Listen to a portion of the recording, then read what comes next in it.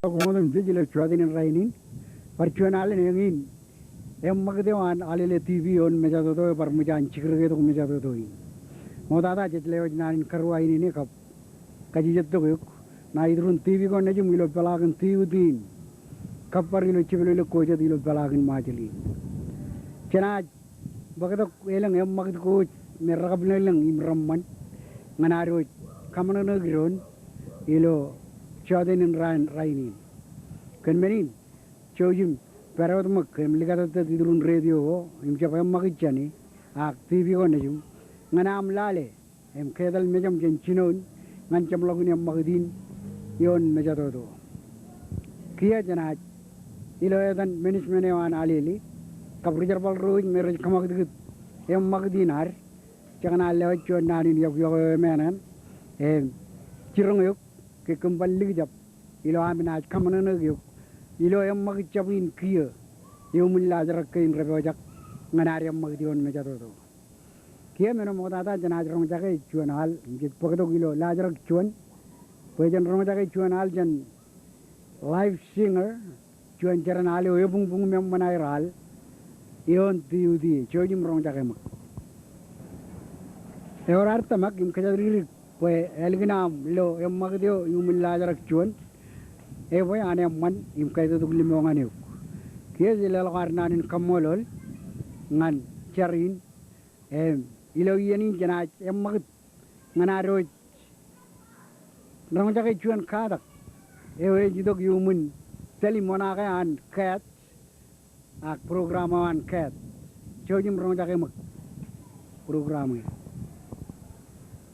chet kamolol programa chojalo kia ilo magdio Yon mejato to inchan programan kat chunian chargo boy ani muja charbal yon ailing majroi eno dem jamikal loilo TV o kia jana mag ngan lajrak chilu emilo lajrakin jana alu je chuni kure jan ritoro ilo chojel chevejes ikurain emerong matani kure go lo tere galu do kopanalele ilo yoin Aling chamlolokia, Joyim Lalema.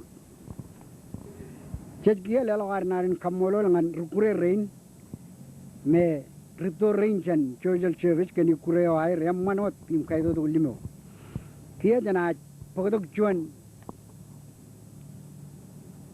War Lelagan, Milo Yanin, Chever Yumun Ladra Gamen, Chanaj Pogodok Nankajuch. Bijayo jan collection an chogun te brum kachim kumlele chono dar marong kenyain ngayadin kap tain waine wajake ngawa garmi jak chabre do win keilu bijana komit remana jam loy bijain karmania karchuan wan chamine ko mirjo rauni ailang kaini mailing rakailo tregwan rijamine ijane raj bijai wana ye Katua waigin bijai lo toen jabor ke bunglok ini longan Sydney kabailangan rakai timane karmania eleng ripto rejberi pen raini ragallo ane emlo ai buju joan kap kajore an ke gentar maloginar pugdo badak mini nai guch cellal ngalal kap jen ailangan ailang yago yang ne bijai wayo karmania bijane Yar Kamailo Chonto Yun Radam John Bugim Lalim, Emijane, Reg Vijaye, Vijamadolok, Chen Yonin Manchabor Tuyang, Naloan Toyan Gage Bunglok. Willen Roar Chang and Perilo Island in Jabor, Akroim Jair Perir Remelele, Ewain, Kap, Ikigan, Arkono Kage, in Kumele Guane, Ilo Angar, Trio Relong Iloto in Jabor. Awadanaja Mouth and Vijain Kia. Collection in Anchogun Taburum, Emilio Yeni, Janaj Rongaka Chuanal, Chen, Churel Tiban, Cup Charanalewan, Chojim Rongaka Charanali. Ilo Yenin Gate, them in Peroda, Janaj Koba, Emlelo Arojana and Kamolo, Churel Tiban, Cup Charanalewan, Ken Emman Ainigan or Pellock, the Maruja Rongaki of Kajanjanko, Cup Kilden, you Mudan or Arkamani and Kijui. Kia janaj pakjo jumun lajrak chiljino emilo lajrakin janaj rongjakai chuan puebenado jan rijkur roilo ajal tagi Chojum pa rong jaga mak pe na do in chana jiri chiri najir em re chura ga chulo ilo ajal tagi agar chuana le manim khaido do limo ken menin jejlelok nanin kamolo lelat ngan rikur ren ka burga giren air rorar marangun pagadok em magdin air yon mejato do nganaro aluje yum pulang ka ga ilo tren em magdin ar chodin raini kia chana on malagot emilo yenin chana rong jage chuanal chen keren berjuan kadilik agle maro rechura ga egli janan kadilik chojim rong jage makain ger kap panging jin ain genar hal yangane karale jan keren kadilik a keren berjuan kadilik em chakar rong jage ale orar alga ga kiya em jaga pacham lolo moda jana lelo kamolo nganir moda janar bungutok em magd rali dak kagla jar rali dak emilo yeni jana rong jaga chuan chaban kan nan yo me agari dok kachida gi chen chen rgachida roch an em magdin me kai le dok ay lamnak jani nganien na ne rar kachida kaga ngane uchi keboji chuan na ne bayan lak di megar chino walak ilo tarina e wan lejum jadi ro ilo ailing jaban rear kavin bok Kalange eleng rear jagane rong jaga poe na do in renaj melele ya in kabin bok it very lo pigare em nani ni jo yar cer mwalog yi melele uchi keboji alanga ko kene lo kilo ak dogolog gibin bok ako ko jai ku ire keboji na mangane dale melkun dogolog lal payalanga ko jab keboji lo pojam ako ena jo wae me emijagilo kebujanam em kap awleben wagai ujre jilele ipen peglen angka jena memijak echap chuana nem jaklo yana re jilele ipen ron hem wae ne tada wae e kejberuan kat cheboyen ak chelogen ak kebujen buen lukun doglok ibulen pok buen cheboyen magit ilo tren ani butok en tagara jaba ibutok inaran tugari kwet lodan rawado ak eju pagaen innem nanin uchi keboje echuan nanin keboje lo bojam pen chapelo ginijen e janga ipen wan wam kap ne ko jone ne lo gijen ko bat ke baro ko de chin bedon mare en udut ne megin unnair karba uchi keboje chap rewot bonjen alanga jet bonjen jet kaboboilu pujar ilo em jakem kap ilo en bunir magi ilo ar telong elok enen mereba kabin bu yawa yang na karmelele nani nim jalam nak pergaji de rein boy air melele agalange chap chubruer ora na choji mi dong na leleo ngana air pogodok kokko baba kachimwe imen ko yelo jagari monono kejarui ena to kecer balawan alili ngagia jana emmagut chen uche keboje e yar per yumun pidak be chiburim chimar emilo yenin jana lo chuan yukure chen armejro ilo ailingen ujae ilo kar tren kejaram maneo an moyo yumun iroj kap senador Michael Kabua chojim lale mang magdu dinan reilingen rujae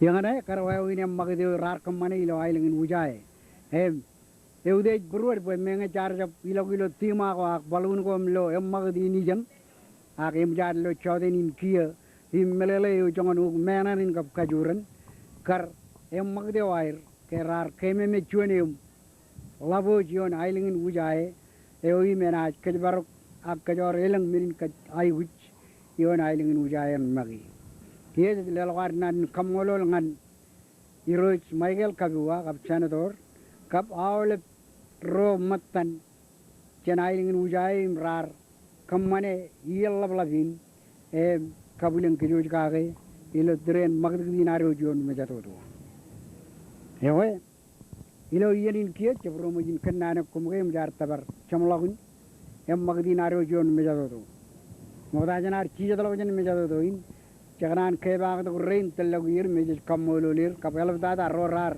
tiljek imperipen emmagdeo kiya ngancam lagin im lelawar kamolol chicken game telagir National Park Services Robert Raimus Enterprises College of Micronesia Kap Shogun Tibrum Eoyakan Kajabala Kajuch Nganchala jan ko ar bugi ye motolok jan kiya jes kamololir em kamolol kum em rajang ngan wigilal elang em man em magdewan dibion mejato enaj bar kiner do e changan ijin ya gum im cara man ngan gum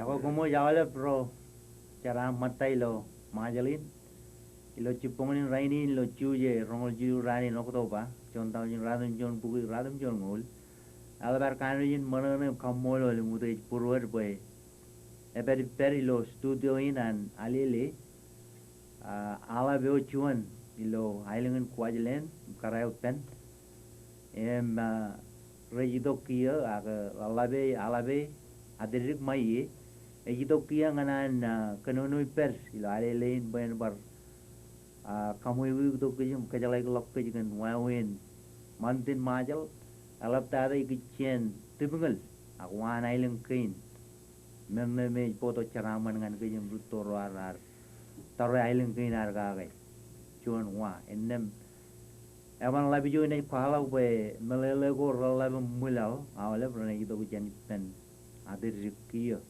Emine kacitu pen melba kamolo lelo yani lo darwich lo na alele par mana ni dok in chaga chepul mele dok melele dok in ne jala kagi kitchen wana ilen kain kan kejo ana aj mokada kacitu pen adir ben kalok karagarin ciruk haji maji naga lelabe karai ar dok pen em lag mai wan mal apa kan kamelele kajikan wan majo tibungal kanai wachara gerek Payapan aduin mana tu ko ye roro ko rakkar ngane kap ngayor matan wawe ne angor kain gain abar manon kalu gilu yani ye na lelangan atisik mai komol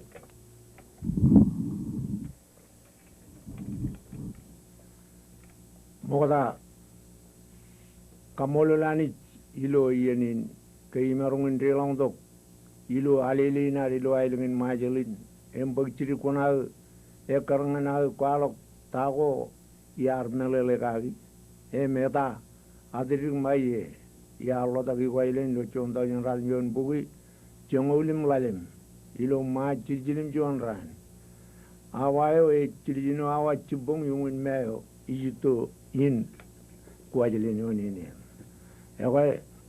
Orang nak ia cijinim jon ngol lalim raini inem menge detari ag eleng ced men ko imarun kemleleiri ag eleng ced men ko iban kemleleiri kenege yar jeb khatak ang ayar mage pewenadom pergi ilo meninim kemro allabe yudok Lelabi tainai mengenai paru wadalongan eben pai kualok ain gian em lewajan yogu kumu ilo ailengin majelin taina kadalot Kamulul lelabi mata eo cine nage janian nganin poin marungun te long tok ilo ana alelin ainodin menge Chuan le labeo eto lo jen Chabreo tu wawin po relat a januat ang juwiwin lalabi ne oi kemroar kai baru man ta ronchen eto ngan raini e ka chuan ale na ter ilu kai ne amrodin me je jaene ki tongane Kamolo lani kilo yenin pe ebreno da mana no marungun ko bado pen legawin matan roin train rei pageron Ole ben minagin kangay walok iman na dyan nilangan. Jamin kani ginuan malakot lalabi ni oyi di harana kadongan dohan alili mol. Ina jatalo tiyo im chino al kanan kagi tago itan kanan kagi. Ngayon kanan kage igichen puepanatogin meninwa. Em kalikarangan kumujilo ailingin majal ke cemene wan ailingin majal ejwa. Ijo manit go rebellion wa. Indem ina chino kabelok tiyo ngan kum chino in bogum rong jage. Cera bera jilgini man kalahar. Elar dirian nejin kalau am kamang lok ura jep-jepin ke emu neri lawum til dagalama. Murjelem kayak murjel juan akayak juan. Ragad bu jiwa lebio. Jauhi jamin berwagi go jamur kagat kedua cabrik. Manin cabrik go cabrik. Manin cabalat. Melelen Iroj kab kajur. Iroj kajur roj katakat yon puri. Ailungo im katakatin pujigo air yon puri. Eor iroj nejin karai. Eor iroj puriak nejin amman. Echain wat kajur. Elang alat kengen nejin karai. Elang riyarbal kengen nejin amman. Emwa windi naru chubujubun berion purijo ilo ailang ko al. Ijo jadi pag melele janin. Janion purijo igi jen bagagin. Ewe ergain ngayar kwaloge igi jen menina wagiya emman wachiluyo ibuniyep man pelewut. Lamaro yon wa echiluwa de man roroj meramin yon wa igi jen bagar yon wain ngan kajbarok awal ben menudim ji yon wain. Len lo chapen len yon okumen kablen lo limen. Len lo limen janin ay nadon. Rube tayo. Rube kabelin. Len lo okumen ba ejamin kaya takgijen. Jirini pilili. Melelen eban ujak wain. Poet kajbaroge enud ningining. Eban ujak wain igi chen jabreo. Chilua de manage meraminion wine, emrej roj wine. Elak nono to. Eba ellor wich leni lo chewan ba ellor wichere. Eba eyebe pag bijunem ruje. Leni lo o mena ba chawo ibanin barwagi ko chomur kagat kedua jabrik koko dilokan inne milo ke tabragaileng geinar cilua de man rorar cerbalion wain jon barjon man ejberiumun ubun kengeden lene pubu pelene jalim wain lene jabi jaben kablen ilo ieben lene pubu kenailan tarina joneni engin kargargo rejwalo yigen ailen geinar edge koy bar rebon koy agri ailen lawlap agri ailen gege elang toren podagdak elang wawinar wigar bugi priginar yigen alben men inem alap e churen kajbaro eo yon bridge ngani roj ngan pijewan alben men gin odim jej recherbal ekarngan manit eor chudak todo yon jon ailen eor ruje runen melan eor grimojwa ba kiyage walok to wa ejelo to eba kapojak pe elang to wa jana ni barbar imnge mujad ni barbar jana yakkan Imnge mujarekan enaj walok melele in chabriod men. Ko armirin rardok kage, irojirin rardok, ilu poevenado, aji go yun. Ailungo chen ailungin namunge ba namu rajab tardo jane ngan kwajilin e chelo chun ejba chena dal ngan kwajilin elang e chabiroj pairoj chejkan nan ka je ba iroj alugun gar moleo irwuj prenamo realang la ruwailin rijelo rijab remeji jem realang kana kova irwuj bando no chairman wair ima armi joy ba chenlen kuila uchuo ejelo chuan ala ben aiba chenlen kuilok be ala ejala bodion prejego ejali ngan ailengeo im ngan tartugun bebe kuilo ailengeo keiba mani dugo an rumaijal rejwa wa yon brej koyon aileng kinar irichen meur kone keini wa kone meur Pajabuni no jay lok jani wa kein be Iyalan meur gogin. Melelen menin kone keni lawi rojaran. Emile mengaripel. Wanjamino chiglaw. Parana chaji kaching. Inem kon edaluni ungar. Rainin ijaje lengkeng na jekan. Ijangin loy. An armi jekan. Igi jen jabron men chuno da armi jipelen narong jekan. Agen mogda. Elang aja magde, eon majru, iya on majru, jonro ni bebjawi, jon mana gri, bagda kau leben ailingin majru, ngana air bagda ngani irojro ke raji chicken green,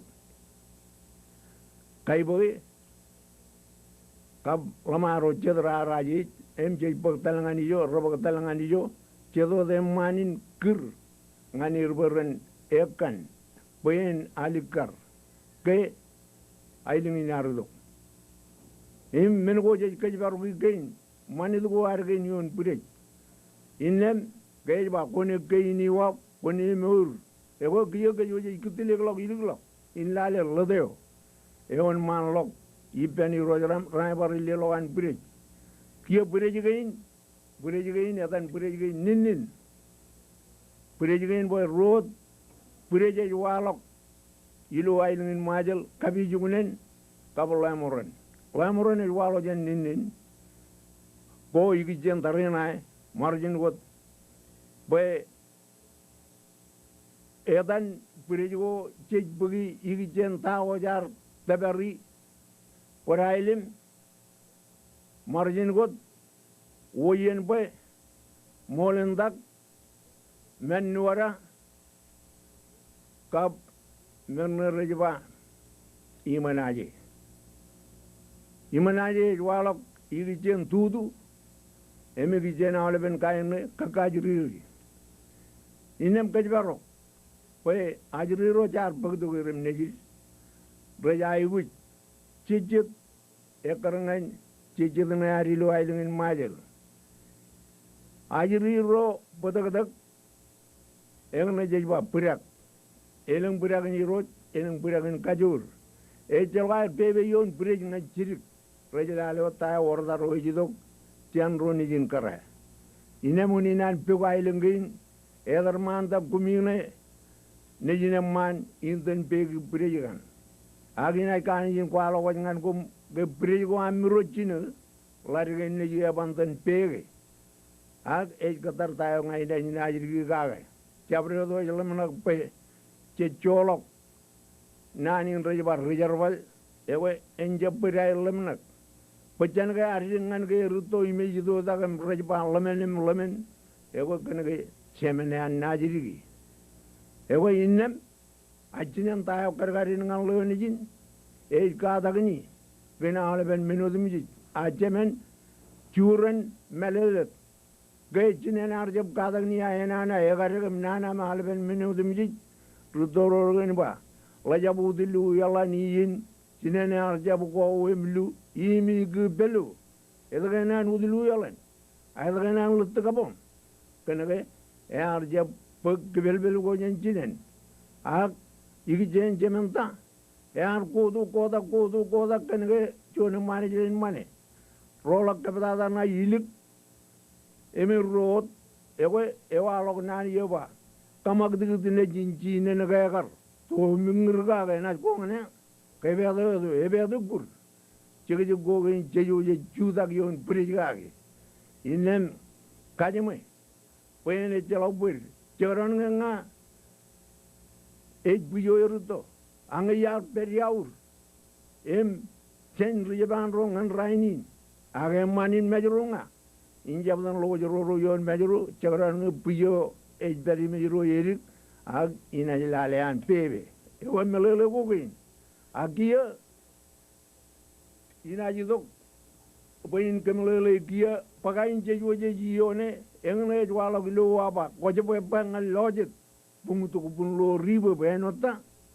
Kon lalo pakayo kwarchi jet kaga nejin manem nejin kara karage pain chime non nga go jechara gilo meto im konjab ai wuje noen a konchebe be non noen engne no lo ngana go luye jagaran nge lab no mana go bulu medir wa chorran kenege che jaji ge ko je po ngal logic untuk bun lo riba no ro reju mai lamaro ni jin kare jonin men che jai win melele gage innem iro jarameyar e jar me iro che yuje jugu god kilen bajen ujen win yigije ki jen jabrot jen raru jen kallib jen alben minudum je yon bure bajen tebilale bure e karangan ar ber im lale al minudum yon magay numar che jabantak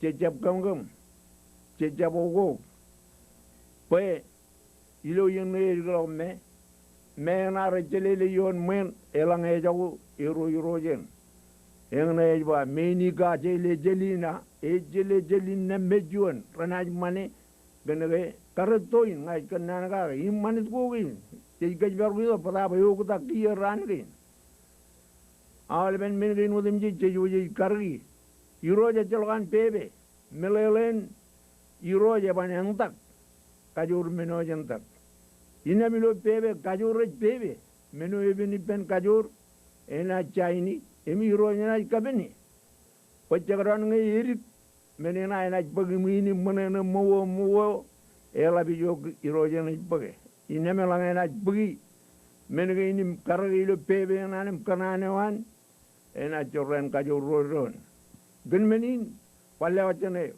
pai rojrane ren bar rong jage iluar kanange irot echabudun pebe igi chen al minudum ji go ekarangan diji break ekarangan alben minudum ji igi chen uyaga ga jonwa igi chen alben minudum ji panap alben minudum ji eor kanata elame kemem jonne ji majri kon kemem nam paglok chirik Chona mo yakan nga ni rojen melelen nani ne yakan kon bagalok eojik bagalong nga ni rojen panje bayini to ilo alben menodim je bay rojrane ragari ude chen ko jogo na roj rumajel kajur innem ergane alben mengo yigijen menin manit ejwalok yigijen wa agina kwala wa gane chedene wa